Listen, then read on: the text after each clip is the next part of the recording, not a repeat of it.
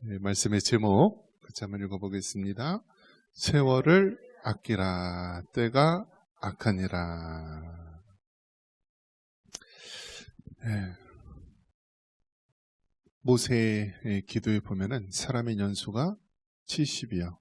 강건하면 80이라도. 그래서 모세 당시에 보통 그 사람의 연수가 70, 80대였음을 알 수 있습니다.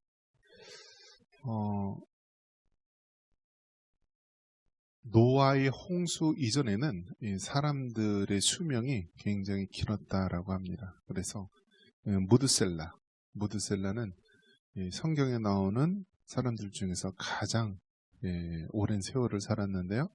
몇 살일까요? 969세. 그러니까 1000년 가까이를 살았어요. 오래 살았죠. 그래서 무드셀라 969세. 그래서 노아의 홍수 이전에는 사람이 오랫동안 살았던 것으로 이제 보고요. 노아의 홍수 이후에는 사람의 연수가 100세 이내였고, 모세도 사람의 연수가 70이요, 80이라고 이야기를 했고, 대부분 지금도 그렇습니다, 여러분. 아프리카라든지 제가 예전에 이제 인도네시아를 이제 단기 선교 갔었을 때, 인도네시아는 다 섬으로 이루어진 나라, 뭐 이렇게 추장과 또 뭐 무당이 있고 뭐 그런 그 문명이 좀 뒤떨어진 그런 섬들이 굉장히 많이 있었는데요. 나이가요, 보니까 뭐 이렇게 쭉 가다가 40대 되면은요 나이가 없어요. 그냥 노인네 그런 용어로 쓰더라고요. 노인들. 40대만 되면은 노인 같이 보이더라고요. 이빨도 없어요. 네, 여러분 그거 다 임플란트 하고 있죠. 임플란트 없어봐요. 그럼 어떻게 되죠? 이렇게 되잖아요. 이렇게. 네. 가끔 보시니까 요즘엔 다 이 틀니들을 하잖아요. 그죠? 틀니하고 하는데 40대만 되니까요. 그 오지에 사는 그런 사람들은 이빨도 없고 완전히 할아버지 할머니더라고요. 완전. 그리고 정말 수명이 40대예요. 40대. 우리나라도 그렇지 않았습니까? 우리나라도 40대가 평균이었어요. 조선시대나 이런 데 보면은요. 그래서 60대면은 정말 오래 살았다고 마을에서 환갑잔치 해주잖아요. 오래 살았다. 여러분 지금 몇 살이세요? 요즘에는 그 마을 청년회장이 환갑이라 그러더라고요. 사람이 없어가지고 환갑된 사람을 이 청년회장 세우는 그런 시대가 되었는데, 사람의 연수 이렇게 봤을 때, 그러면 이 사회적으로는 이 노인의 나이를 몇 살로 볼까요? 노인들. 우리 뭐 서울 경기는 지하철 공짜로 할 때 몇 세를 하죠? 65세 아닌가요? 만 65세일 거예요. 만 65세. 그래서 보통 이제 기준이 어디에 두느냐, 뭐 사회복지 쪽이냐, 뭐 어떤 행정 쪽이냐. 근데 대부분 65세 이상이면 노인으로 보고 있는데요. 근데 노인 숫자가 너무 많으니까 이제는 이 65세를 좀 더 늘려야 된다. 최소한 70세로 올려야 된다. 그런 의견이 있는데요. 또 일반 직장 같은 데서는 어떨까요? 직장에서는 대부분 이 직장 샐러리맨들은 50대 초반이면 다 그만두게 되죠. 50대 초중반. 그리고 정말 교수라든지 선생님이라든지 또 공무원이라든지 이런 사람들은 60, 또 60대 초반까지 하게 되는데요. 그러면 사회적으로나 뭐 이럴 때 은퇴를 하거나 또 일을 그만두거나 그러면 그 다음서부터가 어떻게 살아야 되느냐, 어떻게 살아야 될까요, 여러분? 이제 연금 조금씩 받으면서 그동안에 모아둔 사용하면서 죽는 날만 기다리면서 살아야 될까요? 어떨까요? 여러분 죽는 날도 여러분 딱히 언제까지 산다라고 하면 계획적으로 우리가 살면서 죽을 준비를 할 텐데 그것도 마음대로 돼요? 안 돼요. 그것도요. 죽는 날도 마음대로 안 돼요. 우리가 이제 보통 이제 사람의 수명, 요즘에는 이제 뭐 83세에서 88세 그 정도가 평균이라고 하는데요. 어쨌든 중요한 것은 무엇이냐면 사회적으로는 만 65세 이상 되면 노인이고 70대 되면은 이제 손을 놓고 그렇게 살아가고 있는데요. 그리스도인 입장에서 보면은 과연 어떻게 해야 되는가? 사회에서 일을 그만두고 은퇴를 했다라고 해서 노는 것도 하루 이틀이고 정말 죽을 날만 기다리면서 살아가야 되는 것이 맞는 건지. 자, 그러면 성경적으로 보면은 대부분 이 나이들은 노인들 때 노인이 되어서 어떻게 부름을 받았고 어떻게 사용을 받았는가. 먼저 여러분 아브라함은요 원래 그 출신이 어디냐면 갈대아 우르입니다. 갈대아 우르에서 하란으로 갔다가 이제 가나안 땅으로 가게 되는데요. 갈대아 우르가 어디냐면 바벨론입니다. 바벨론 지역, 네. 이라크, 하여튼 그쪽 지역입니다. 네. 그런데 이 아브라함이 부르심을 받았을 때 75세다라고 했습니다. 한번 따라 보겠습니다. 75세. 그러니까 아브라함이요, 하나님의 부르심을 받았을 때 75세였어요. 75세. 하란을 떠날 때 75세였다라고 합니다. 자, 그 다음에 이제 모세는 이스라엘 백성을 애굽에서 구원해서 하나님의 약속한 땅, 언약의 땅인 가나안 땅으로 인도하라라고 했을 때 몇 살이었을까요? 80세였어요. 80세. 자, 그러면 미국의 대통령 트럼프 대통령 몇 살인지 아세요, 여러분? 1946년생이에요. 네, 80세. 그런데 1기 대통령 재임 기간보다 지금 더 하는 일이 많다라고 합니다. 80세, 이 세계 모든 것들을 좌지우지하는 미국 대통령 80세입니다. 80세. 자, 그러면 이승만 대통령 우리 건국의 아버지 1948년도 조선이란 나라 왕족으로 태어났지만 일제 식민 지배하에 있으면서 독립을 위해 싸우다가 1948년도에 우리나라 초대 대통령이 되었습니다. 그래서 나라를 세웠는데 그때가 몇 살인지 아세요, 여러분? 이승만 대통령이 몇 년생이냐면 1875년생이래요. 1875년생. 그리고 그 대한민국이라는 나라를 세웠을 때요, 73세가 되는 겁니다. 73세. 그래서 이승만 대통령이 73세 때 우리나라 대통령을 해서요, 1대, 2대, 3대 대통령을 했어요. 자, 이 이승만 대통령하고 또 김구 선생님, 김구는 몇 년생인지 아세요, 여러분? 이승만 대통령보다 한 살 어리대요. 그래서 1876년생이고 이승만 대통령은 1875년. 그래서 한 살 차이인데 김구 선생님이 이승만 대통령 보고 형님 했대요. 같은 황해도 출신입니다. 황해도 출신. 그래서 여러분, 인물이 참 많이 나는 데가 어디라고요? 황해도 지역이에요. 황해도 지역. 우리나라 최초의 소래교회라고 있었는데 소래교회가 어디였냐면 황해도에 있었어요. 황해도. 우리나라 최초의 교회. 그래서 무엇을 말씀드리려고 하냐면 나이에 대해서 이야기를 하는 거예요. 나이에 대해서. 우리에게 주어진 시간, 때, 세월에 대해서 이야기하는 것입니다. 그러니까 어떤 사람은 일찍 불러서 사용받는 사람이 있는가 하면 어떤 사람은 늦은 나이에, 어떤 면에서 보면 죽음을 바라볼 나이에 하나님의 부름을 받아서 사용받는 사람이 있다라는 거예요. 중요한 것은 일찍 부름을 받았느냐, 늦게 부름을 받느냐, 그것이 중요한 것이 아니라 하나님 앞에 사용받는 것이 중요하다라는 거예요. 그러면 찔레꽃 아시죠? 찔레꽃. 예, 그 노래 가사도 있는데 우리 박나원 집사님 찔레꽃 노래 아세요? 찔레꽃 피 모르세요? 그러세요? 예. 찔레꽃이 있고요. 또 장미꽃이 있어요. 장미꽃. 근데 찔레꽃은 일찍 핀대요. 그게 확 화사하게 피면서 이제 확 이렇게 시들겠죠.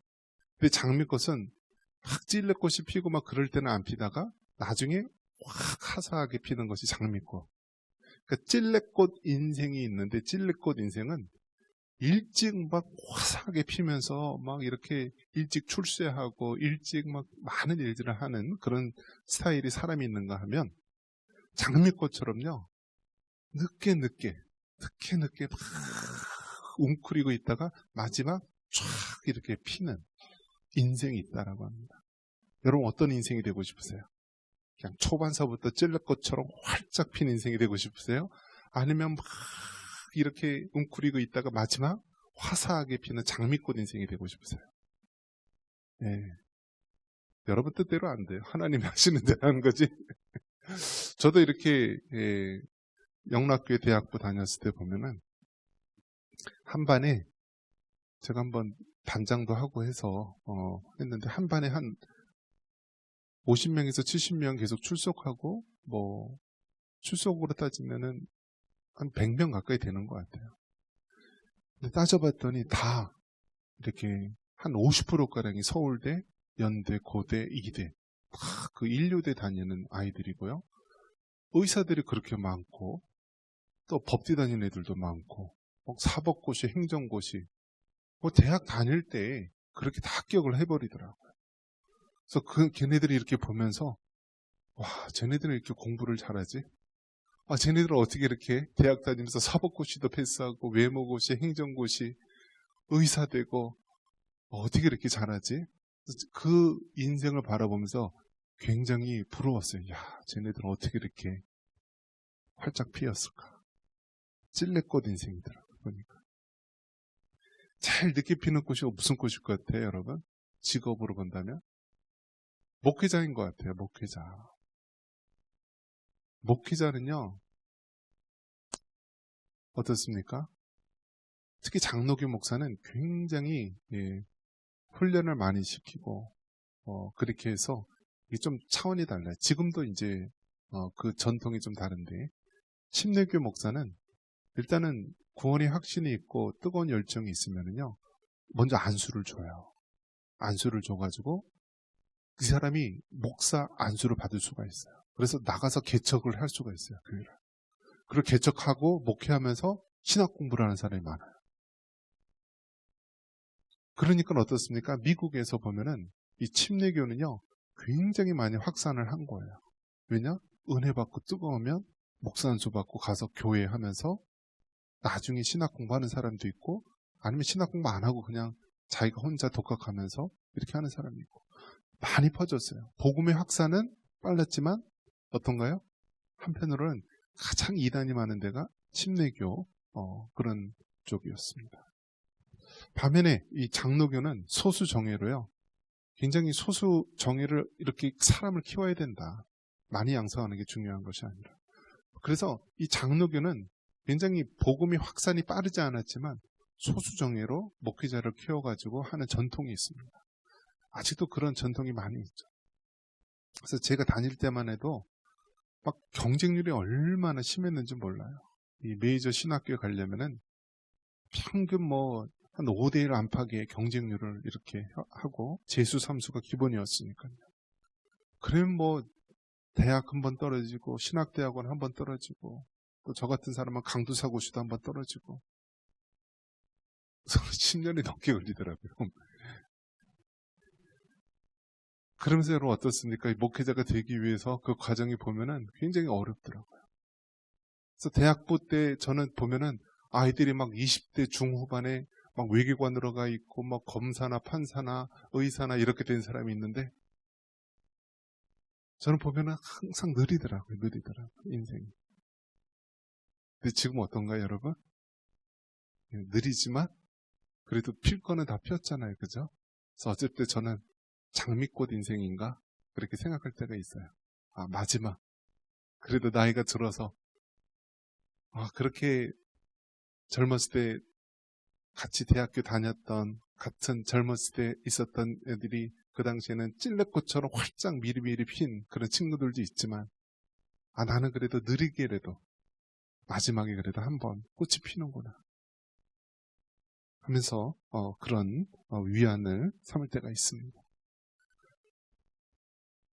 정말 우리에게 주어진 그 시간을 오늘 성경 본문에 보면은요, 세월을 아끼라. 때가 악하기 때문에 그렇습니다. 여러분, 지금 여러분이 알고 있는 이 시대는요, 여러분이 젊었을 때, 여러분이 공부할 때, 여러분이 예전에 겪었던 세상하고 너무나 많이 차이가 나요. 너무나 많이 차이가 나요. 제가 대학 다닐 때는요, 이 언론 중에서 조중동, 조선일보, 중앙일보, 동아일보는 보수신문이기 때문에 보면 안 된다라고 했는데 지금 여러분 그 세 가지 신문이 보수입니까? 진보 중에 최고 진보예요. 그 조선일보 주석 중에 이 논설을 쓰는 주석 그 위원 중에 강땡땡이라고 하는 사람이 있는데요. 전라도 사람이에요. 그리고 뭐 여러 가지 이 좌파 성향이나 이런 사람들이 논설위원이에요. 그러니까 이게 신문을 보면은 제가 젊었을 때 보수 신문이기 때문에 보지 말라라고 하는데 이제는 보수가 아니라 진보의 모습으로 다 바뀌었다라는 거예요. 그리고 여러분 어떻습니까? 학교에서 이제 교육이요. 여러분이 생각한 것보다 상상을 초월하는 그러한 교육인데요. 전교조의 어떤 그러한 영향 때문에요. 이제는 모든 공교육이 진보적인 그러한 교육입니다. 수학여행 때 학생들, 중고등 학생들이 제주도에 이제 수학여행 와가지고 이제 그 당시에 이제 여러 가지 기념관, 뭐 4.3, 뭐 어떤 사태 기념관이라든지 이렇게 있었나 봐요. 근데 학생들이, 중고등학생들이 탁 들어갔다가 탁 나오면서요. 하는 말이 뭐냐면 이승만 개새끼 그랬대요. 무슨 뜻일까요, 여러분? 요즘 이 박물관이나 이런 데 전시회 보면은요. 우리가 알던 그런 존경할 만한 건국의 아버지라든지 뭐 위대한 어떤 새마을운동이라든지 이런 걸 했던 거를 역사를 다 위곡해가지고요. 어린아이들이 그런 교육을 받으면은 그런 우리의 건국의 아버지라든지 어떤 산업화를 이루었던 그런 인물이라든지 그런 사람에 대해서 잘못된 시각으로 편향된 시각으로 교육을 시켜서요. 그거 교육받고 나오면서 그러한 제주 4.3 박물관이라든지 갔다 온 사람들 들어갔다 나오면서요. 학생들 입에서 이승만 개 XX 이렇게 하면서 나온대요. 지금 우리가 그런 시대에 살고 있습니다. 전 세계에서 가장 눈여겨보는 지역이 바로 이 대한민국 한반도입니다. 왜 그럴까요? 지정학적으로 보면은요, 다 이 대륙 자체가요, 공산화됐던 그런 전력이 있습니다. 우리가 잘 아는 대로 소련, 우리가 예전에는 소비에트 연합이라고 그랬죠. 그래서 러시아를 중심으로 모든 동유럽 국가들이요, 폴란드나 뭐 무슨 나라고 다 소련의 위성 국가로 되어 있지 않았습니까? 공산주의가 됐고요. 또 중국도 어떻습니까? 모택동을 중심으로 해서 공산화 운동이 일어났고, 또 북한도요, 김일성을 중심으로 해서 러시아를 등에업고, 또 모택동 이런 사람들 통해서 다 공산주의 나라로 다 바뀐 거예요. 베트남이고 뭐 캄보디아고. 근데 유일하게 공산화되지 않은 정말 이 한반도 조그만 이 땅덩어리가 대한민국이었다라는 거예요. 근데 우리가 알아야 될 건 무엇입니까? 그러면 전쟁이 끝났느냐? 끝나지가 않았다라는 거예요. 치열하게 전쟁이 있어요. 그래서 과거의 1950년대에는 소련제 탱크를 앞세운 6.25 전쟁이었다라고 한다면 지금은 어떤가요? 인터넷과 언론과 역사와 정치, 경제 이런 쪽으로 다 이 하이브리드 전쟁, 여러 가지 형태의 그러한 전쟁 속에 우리가 있는 거예요. 그래서 지금 어떻습니까? 북한에서 보면은요, 과거에는 총칼로 전쟁을 일으켜서 그 땅을 차지하려고 했지만 이제는 그럴 필요가 없다라는 거예요. 교육계라든지 언론이라든지 노조라든지 역사라든지 이런 것들만 하면은 그냥 피 한 방울 안 묻히고 나라를 다 얻는 그런 시대가 된 거예요. 그렇기 때문에 여러분, 이러한 마지막 때에 우리가 어떻게 해야 되는가? 정말 유일하게 하나님께서 붙들고 있는 것이 이 땅의 교회이고요, 그리스도인인 줄 믿습니다. 그래서 가만 보면은요, 정말 울산에 있는 무슨 대학교, 울산대학교 그 교수님도요, 목숨을 걸고 막 이렇게 이 잘못된 부분에 대해서 생명을 걸고 이렇게 외치는데요, 하나같이 특징이 무엇이냐면 예수님 믿는 사람이더라고요. 교회 집사님이고 또 뭐 다 전한길 선생이나 이런 사람들도 다 예수님 믿는 사람이고, 또 하나 경험이 있다면은요, 그 VON의 김명 이런 분들도 그렇고요, 또 울산대학교 교수님도 그렇고, 하나같이 특징이 뭐냐면 암에 걸렸어요. 암에 덜컹 걸리니까요, 그분들 생각이 무엇이냐면 과거에는 조용히 뒤에서 이렇게 운동을 하고 지식인으로서 교수로서 이렇게 숨어서 조용히 외쳤던 사람들이 이제는 아니다. 내가 주어진 생명이 얼마 되지 않기 때문에 이것을 빨리 알리고 또 내가 해야 될 걸 해야 되겠다 하면서 적극적으로 나서는 분들이 많이 있습니다. 세월을 아껴야 된다라는 생각을 하게 된 것입니다. 그러니까 여러분, 지금 우리 이 상황 속에서 보면 얼마나 긴박하게 돌아가는지 몰라요. 뉴스를 틀면은요, 뭐 미국 트럼프 대통령을 향해서 미친놈, 전쟁 광해라고 외칩니다. 그런데 여러분, 그 이란이라는 나라가 핵무기를 만드는데요, 그 우라늄 농축을 핵무기를 만들려면 90% 이상 이렇게 농축을 해야 되는데 거의 60% 이상을 농축을 했대요. 60%에서 90% 되는 거 금세 돼요. 그러니까 한 불과 몇 달밖에 안 되면은 이렇게 90%로 다 될 수 있는 거예요. 농축은. 핵무기를 만드는 직전 단계까지 온 거예요. 즉, 미국이 이란을 공격할 수밖에 없는 이유는요, 이란이 핵무기를 만들기 때문에, 핵무기 때문에 그것을 미리 없애는 거예요. 지금 북한은 어떤가요? 북한도요, 핵무기를 이렇게 했을 때 중간에 그렇게 막으려고 했는데요, 김영삼 대통령 때 못하게 막았다라고 합니다. 그 이후에도 정말 미국에서는 그 핵무기 만드는 공장들을 타격을 해서 없애버리려고 하는데요, 김대중 대통령 때나 뭐 노무현 때나 다 좌파 정권 때 막아가지고요, 지금은 어떻게 되었나요? 핵무기가 50개에서 60개 이상 가지고 있다라고 합니다. 그렇기 때문에 지금 미국에서는 북한을 놔뒀더니 이제는 핵무기를 만들어서 더 크게 위협을 하니까 아예 이란은 노골적으로 지금 반미 또 반이스라엘 체제이기 때문에 핵무기 만들기 직전에 그걸 없애는 과정, 그걸 한 것입니다. 그러면 지금 우리 현실은 어떻습니까? 이란하고 북한은 긴밀하게 협조하는 그런 나라들입니다. 서로 미사일과 핵무기를 서로 기술을 교류해요.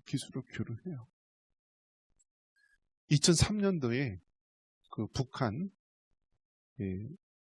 북한에 있는 용천역에서 큰 폭발 사고가 일어났습니다. 그때 이제 김정일을 암살하려고 하는 것이었나라고 했을 때 나중에 밝혀진 바로는 무엇이냐면 시리아에 있는 핵무기 과학자들이 그 당시에 북한에 들어가 있었다라고 합니다. 용천역에.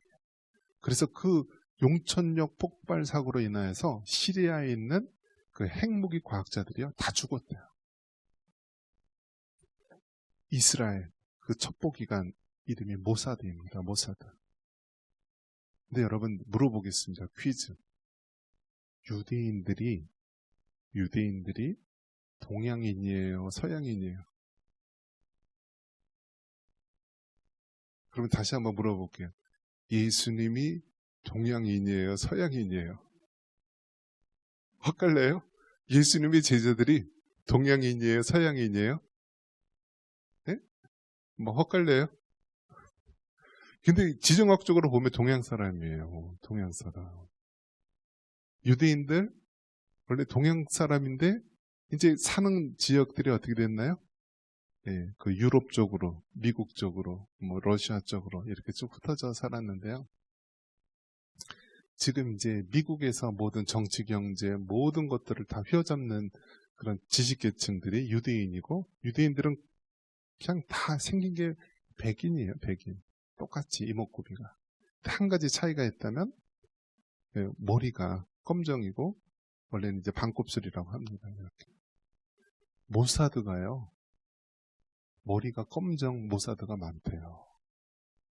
북한에도 모사드 쪽 관련 사람들이 있대요.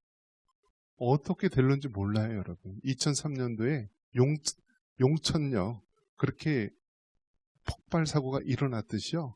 지금 이제 이란이 정리가 되면은 어떤 식으로 될지 모릅니다.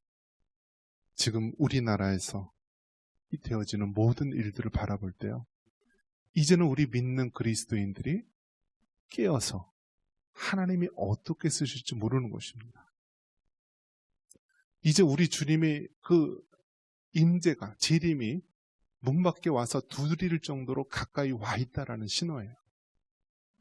그러면 지금 복음이 전해지지 않은 지역은 어떤 곳이냐?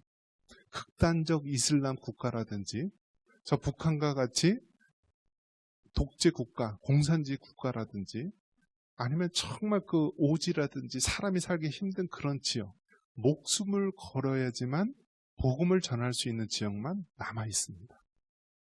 그 지역에 누가 갈 수 있을까요?